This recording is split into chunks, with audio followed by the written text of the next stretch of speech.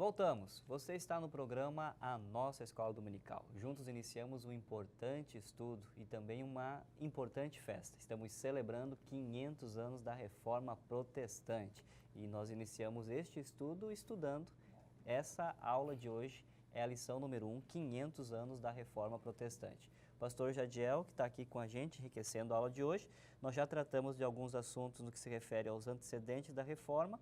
E eu gostaria de saber, pastor Jadiel, quem foram os precursores dessa reforma e quais foram os seus sacrifícios? Nós conhecemos e falamos muito de Martim Lutero, mas essa história ela não começou com Martim Lutero. Cerca de 1324 nasce John Wycliffe, que religioso, amante da palavra de Deus. Perceba que Deus não permitiu algum qualquer. Ele foi reitor de Oxford, que hoje é uma grande universidade. Naquele tempo se consolidava como toda a precursor de ciência, de tecnologia da época, passava por essas faculdades. E ele, como reitor, se levantou contra toda uma instituição para enunciar os erros da vida cristã que estava acontecendo e principalmente ensinar a verdade. Durante essa produção eu aprendi, eu até pensava errado, que Lutero teria traduzido a primeira vez a Bíblia para outro idioma sem ser o latim, mas foi Wycliffe que fez a primeira versão para o inglês. Certo. Depois de Wycliffe? Depois de Wycliffe, é justamente o discípulo dele que, ao ler a Bíblia em inglês, ao ver os estudos de Wycliffe, John Hus, nome parecido, mas agora da República Tcheca.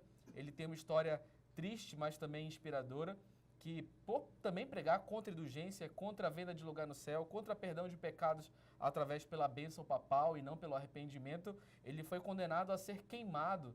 E tocaram fogo nele, botaram em praça pública e começaram a queimar. E ele cantava e glorificava a Deus e ele foi usado em profecia. Impressionante isso, né? O significado de Ui significa ganso, ou ganso. E ele disse, hoje vocês matam um ganso, mas daqui a 100 anos Deus vai levantar um cisne que vocês não poderão calar. Coincide muito próximo do início do ministério e da revolução que veio a partir de Lutero. Também houveram outros também precursores. Muitos outros. A lição fala de Girolamo Savonarola, é um nome complicado italiano, mas ele também foi na Itália um precursor também reitor de universidades, também foi opositor da Igreja Romana Católica. E está bem no berço aí do catolicismo, da Igreja Romana. Bem dentro daquele... do quartel-general, que era ali o papado e tudo mais. Ele foi condenado à morte, foi enforcado, depois queimado em praça pública. Então, quando eu disse que houveram sacrifícios, desde os apóstolos até a esse período, nós vimos muitos se sacrificarem e nós vemos Deus nisso, porque assim que morria um, se levantavam muitos outros. E essa fé nos motiva até hoje, e hoje nós estamos dispostos a ir até o fim das nossas vidas por essa palavra. Aí chegamos então a Martim Lutero, aí as famosas 95 teses. O que representam as famosas 95 teses? É interessante que o episódio se imaginava que era algum protesto, mas foi muito natural. Martim Lutero nunca imaginou criar uma nova igreja, nunca quis destruir nada. Ele justamente queria reformar. É como se ele descobrisse algo novo e falasse para os seus amigos. Eu descobri que o justo viverá pela fé. Ele fazia os estudos sobre Romanos. Ele convocou, na verdade, os intelectuais da cidade ali, da Alemanha, de Wittenberg, para vir estudar sobre os temas que ele estava estudando sobre Romanos. Ele sempre estudou sobre Romanos, semelhante a uma escola bíblica dominical.